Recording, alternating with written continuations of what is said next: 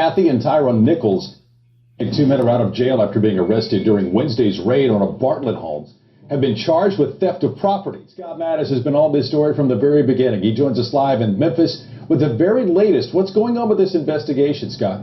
Well, right now we're not getting a lot of information, from the Shelby County Sheriff's Office, only that this is a very, very active investigation as it continues. Now, I can tell you that Nichols, he's been with the Memphis Fire Department a little under a year, while both men are out of jail tonight.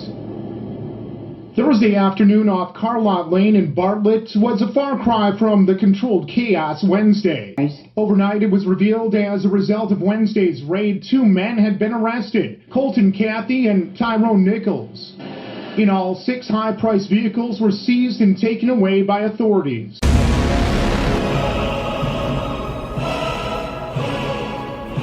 It's crazy how stuff works. People celebrate more when you down than when you up. But when you meant to stay up, you gon' always come back up. And ain't nothing they can do about it. But fuck it. Talking all that shit, I had to level up on you niggas. So much money in my pockets, had to get a paying size up. When I drive the fiscal chroma, I know she down to fuck. How I'm winning, nigga, you can't even say it's luck. Gucci lovers on the pedals, bout to fuck these tires up. Nigga, you flexing on the feds, car so clean, you think I own pledge. 4 Giottos on the whips, and they hate that. And what's worse, I pull up, and that what is that? Oh Lord, pull up in the new edition. You can't afford the whip, so why the hell I care about your critique? $1 million in cars, don't you think I know it? Who the fuck you think pulled up and paid for it? Feds froze my accounts, I got a new whip. Started with the K, now I got enough for 3 whips. First time I counted $500,000, I started crying. But then I hit the line and I started buying. Yes, Lord, to mean a lot to me. If you ain't got it in your heart, then don't speak to me. I made $30,000 in a day, boy. Dropped on my knees, then I start to pray, boy. 500 in the safe, boy. Getting my mama house built from the ground up. Gave her 4,000 until my team and said, mount up. Got the new Aston Martin, it's a drop top. She like, hit the gas, nigga, I'm like, why not? Royalty over slavery, and death before dishonor. Level up.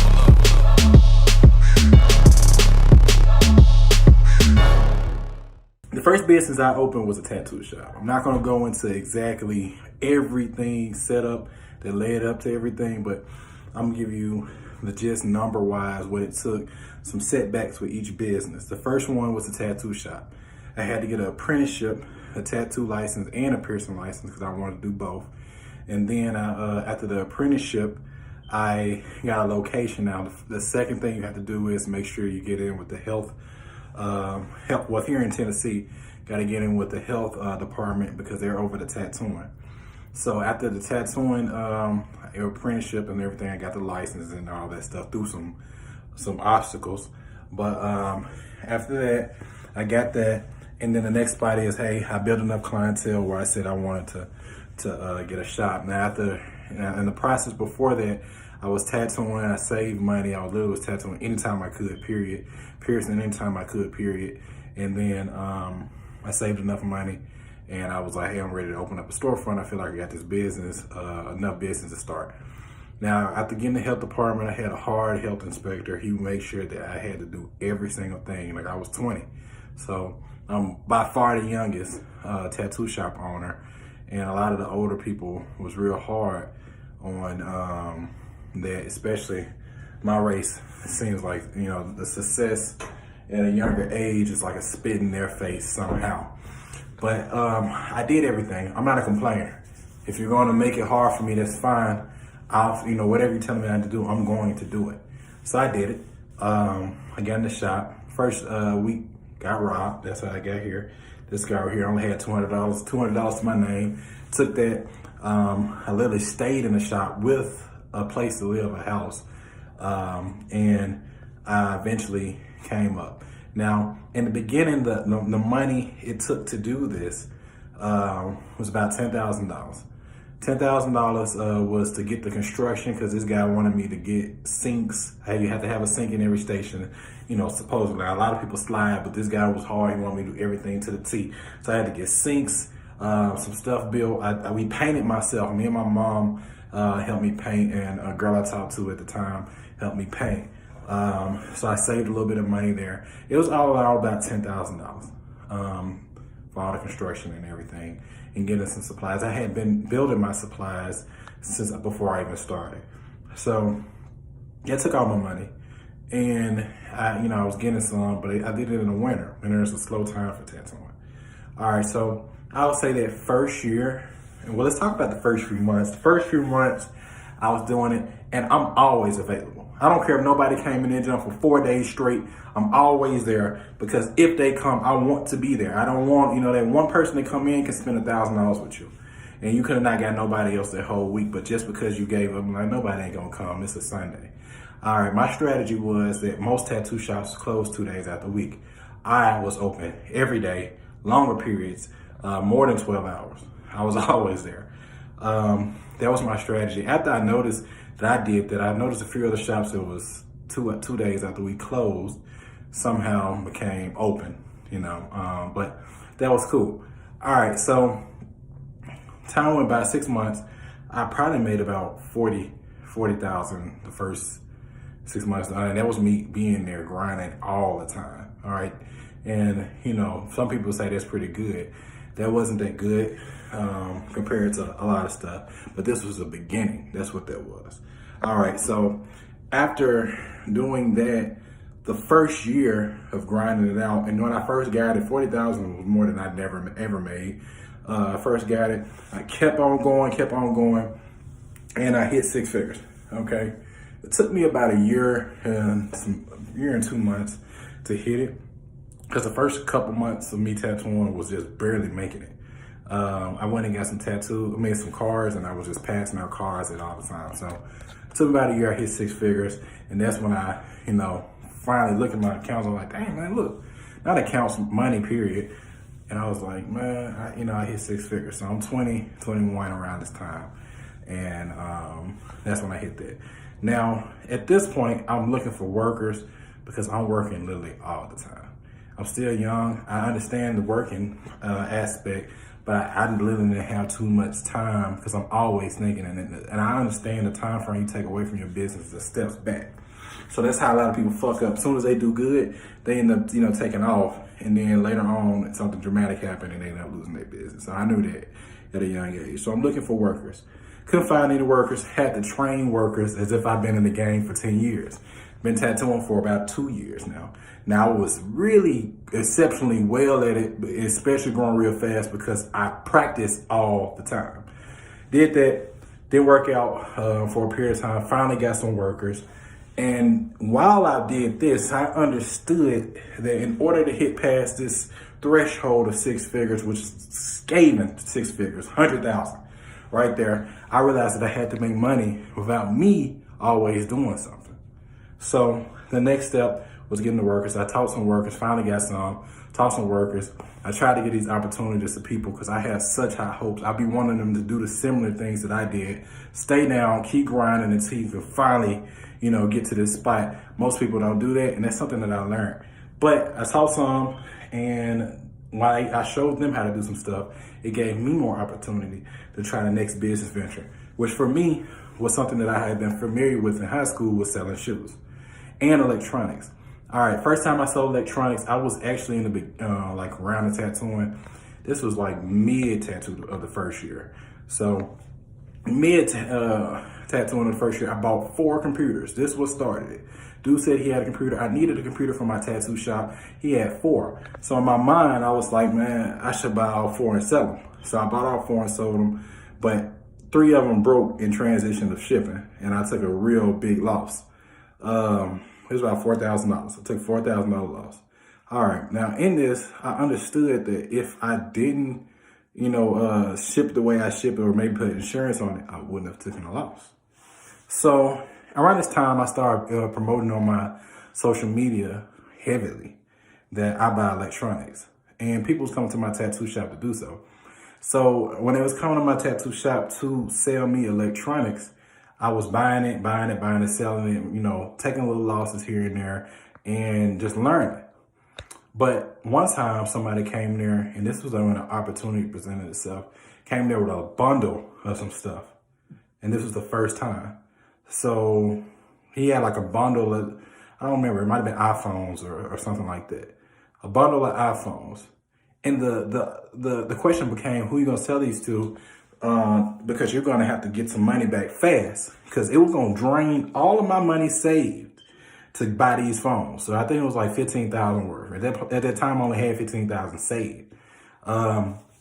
So I was like, all right, fuck it. So I bought it. I took the chance that I could sell it. I took the chance that I wasn't gonna stop till I sold it and made some money. Sold it, and I think I made like 22 or something like that. That was a start for me. A start of another venture of understanding what wholesaling is. After some losses, and I've taken losses doing that too, because it's a risk, doing it. I realized what that was about. Now, I had workers working for me, they're making money, but these workers don't work like me. So when I actually started having workers work for me in my tattoo shop, with me being there, my income went up to about 150, 170 at the tattoo shop, 1,000. Now, when I actually got into shoes, it's electronics first, then shoes. I started buying shoes and selling shoes. It's all in my tattoo shop. My first year, I made $80,000 with the selling of shoes in my tattoo shop, no storefront. Okay, I think I got a storefront the last 3 months of that year. But in the time frame where I started working on the shoe store, because now I bought a storefront after the feds and all that stuff took my stuff. So I bought 2 storefronts, one for my electronic store, one for my shoe store. Now the electronics, a year later after the tattoo shop made me 6 figures, the electronics had made me half $500,000 with that and my shoe store. So I made $500,000 from that. Now, after that, I bought the shoe store. The shoe store was really light. I was just doing it. Wasn't really even paying attention to make $80,000. Okay. So after doing that, I jumped into my storefronts trying to operate those and stop tattooing as much. My tattooing went down. I want you all to really pay attention to what I'm about to tell you.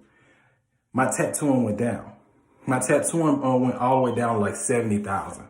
So 100,000 was gone because I left. But with more workers that should have been able to carry the load, they didn't. But why? It wasn't necessary. I talked to myself. So was they less capable than me? No, they didn't have the drive that I had. So they wasn't working as much as I was working. They wasn't promoting nowhere near as much as I was promoting. Now, I'm not discrediting what they was doing. They was doing more than an average worker, but I'm like 4 workers put together. So that is a huge drop in my income right there. But when that happened, a huge increase in my income went in my electronics and my shoe store because I'm there. So at the point my shoe store was making, 1,000, 2,000, let's say 2,000 a week or something like that. Then when I go over there, sometimes we make 3,000, 4,000 with the electronics and the shoes. I was making probably like anywhere from 10 to 25,000 a week. So, that was me being heavily involved. Okay. So the next venture, now this is with me being heavily involved. My tattooing went down to 70. Okay. So I made my first $1 million after a year and year and a quarter. I didn't make $1 million that full year. Not at this time. Okay. I bought a lot of cars and things like that. Now the next step was the dealership. Since I was heavily into cars and I had went to jail for not went to jail, but I had got out of the Fed stuff for the car situation. They misaccused me of some stuff. It made me really want to do a legal version of what they was charging me for. So I had invested all my money again into that, and I took a super loss, $1 million gone. Like that's gone. But I got a lot of assets out of it. I liquidated all those cars to do this play for the dealership in towing. Okay. Now the workers cost me so much money. I want you all to pay attention to the pattern here. Every time that I had did stuff by myself, I made way more money. But what type of worker am I? I'm a worker that's equivalent to at least four work ethic workers. And I'm a business genius. So take away that, right? The business genius only applies if you have to figure some things out that hasn't been done. When I had the business and I'm setting up some stuff, I set it up with a plan. All the workers had to do was follow the plan, but they didn't. But why? They didn't because once I leave a situation, I put too much faith and they would do this stuff without the actual system of penalties being in place. So this type of stuff wasn't established when I first started. When I went in there really, really raw. And I'm telling you all this, so I mean, you know, it's not going to be super in detail until I start doing really, really long speeches on specific things. I want y'all to listen to my music. I want y'all to listen to my speeches because everything I'm going to explain to you is going to be 100% real. But with $1 million loss with the dealership, I still had a lot of assets. I bought a building, I bought a lot of stuff and all this type of things. All right, now my tattoo shop at this point went down to like 50,000. Okay, 50,000. My shoe store went down to 40,000, and my electronics store was making $500,000. Went down all the way to 70,000. No, 200,000. Then it went down to 70,000. Okay. Now this is with me actually stepping away. These were these were potential multi-million-dollar businesses with me focusing on it. Now, when the moment I step away and I think I have a good team, that my businesses go down, right? All right, so I had to learn a formula to this. All right, so, coming into this year, hey, all right, take these losses in my business and not making as much money. I still have some money, and I'm still accumulating some money. It's way slower. And I always have the knowledge to go back to any of these businesses and make it go back up. But then it means I have to stop what I'm doing, right? And I put the music to the side. I put everything to the side to do these plays on my dealer and automotive side. All right, so 2019, this year, I got more involved with my transportation side and dealer side all together. Fired a lot of people and started doing things myself, equivalent to 10 people. I'm doing all that stuff myself. And I know it sounds like an exaggeration, but it's really not. Because when you actually focus and you don't do anything else except work and build this stuff, some of you all might know what I'm talking about, but some of you all just won't never ever get it. But I started doing it myself. All right, the first month in my business, my towing business was only making $1,500, $2,000 a month. To keep the shit running at that time, even with just 2 trucks, was $8,000, $9,000 a month. So it was just crazy going down draining. It was horrible for a year, just draining the money, right? First month I got in, I made $50,000 when I started doing it myself with 1 truck, because my other truck is in the shop. All right, this is before I was even towing. All right, right now we make an equivalent around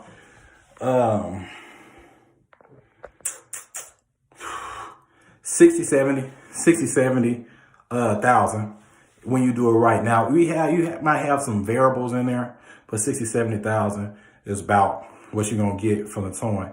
My shoe store, with me adding it, is still low because I haven't been able to chance to go over there. It's probably around 60. My electronic side, super low, because now I've combined the 2 entities. All right, I combined the 2 entities to become one. It probably make altogether throughout the year maybe $70,000. Now, with buying and reselling is a knowledge that I can't say 70,000. I should say a little bit more than that, maybe 6 figures. But buying and selling, you can always get back into that, right? It just takes a lot of attention and the time, and just getting your hand on the streets and the right wholesalers and stuff like that. You can get into that. But my automotive side now makes me about $1 million a year. This would be the most money that I made so far with everything combined. Things lowered, but the formulas itself still exist and they still the same. Sometimes you have to take the losses on something that you think that's making you a lot more money now for bigger gains. It's no cap on like an automotive or real estate side. It's always there. It's nothing that can stop that. But with my other businesses, excluding tattooing, I had to wait for somebody to sell me something, which is still somebody. As long as people are out there, people are going to have something for sale. But at the same time, that was the weakness, because when I wasn't around and I'm equivalent to multiple people, I lost money because they don't have the drive that I have. You have to remember when you're hiring and doing these type of things, if you really, really want it, you are a 1% category. So altogether, to make $1 million, everything's coming to, that's what I make now. But at the same time, things got smaller. The number is not as big as they was when I stepped out of spot. So the next spot is to get, supervisors, the right people in place, supervisors to watch the supervisors to make sure everything stays straight. And that takes time and money. That's going to be the next investment. I hope y'all can gather any information from that. I know this was kind of fast, but it's a 20-minute video, and that still took 20 minutes. There's way more details to it, but I want you all to understand it before the music. Pay attention.